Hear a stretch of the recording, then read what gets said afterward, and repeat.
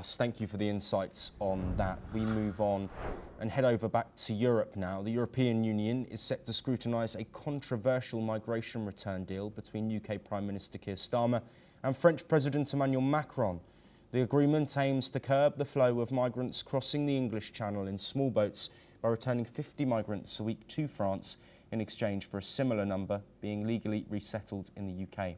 While Britain insists the plan is legally sound, the European Commission wants to examine the substance and form of the arrangement. France is required to consult the EU under Brexit rules, and criticism has come from Mediterranean states like Italy, Spain and Greece, who say the deal violates EU migration policy. EU law experts say the Commission cannot block the deal directly, but could initiate legal action if necessary. The Commission stressed it will review the agreement to ensure it complies with both the spirit and letter of EU law. Well, Terry, thank you for staying with us. Of course, a conversation on migration in Europe is a key talking point. We've seen a rise in right-wing parties looking at immigration. Of course, Brexit, a large part of the media around Brexit at the time was focusing on migration. It's an issue the Conservative Party in the United Kingdom looked to address and brought in a plan. This now a cooperation between France, who themselves, of course, have a rising popularity in right-wing politics and issues surrounding migration. What do you think the European Commission will look to be gaining from questioning this plan between two countries, one of them not even part of the EU? Migration is rather like the last question you asked me. This is going to be with us for a very long time. I'm speaking to you from Canada, where the migration of more than 1 million people from the Indian diaspora has vastly influenced our politics, our lives.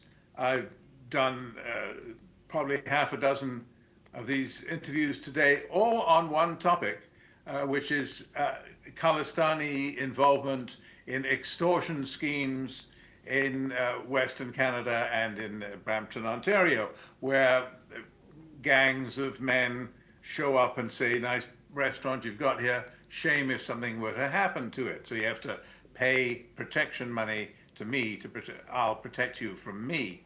And so, that's just one little detail of the global picture of migration, which has made the right-wing parties in Europe and elsewhere. It has given them momentum. We must stop this. We're under attack. There is an erosion of our values. And sometimes that looks very much like white values to critics of this point of view and those who are opposing the onward march of the right. I do notice a change, though.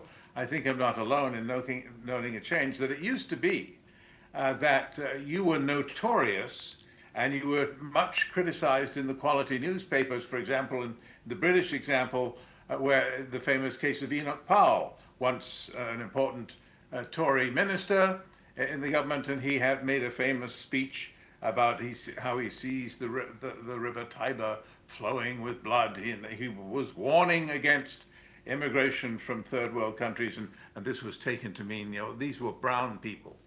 And he had said a very controversial thing, and he was ostracized by high society, and it was considered a disastrous speech.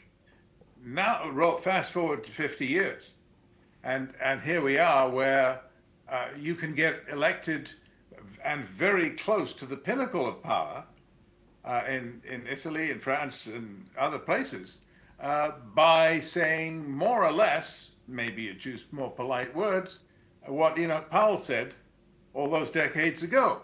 So there has been a change, I think, where Europe has become more tolerant and more than just tolerant of speech which used to be considered out of bounds. Now it's very much in bounds to say that migration is the death of Europe. Terry Milewski, thank you for discussing that topic. We are going to move on now, heading over back to North America.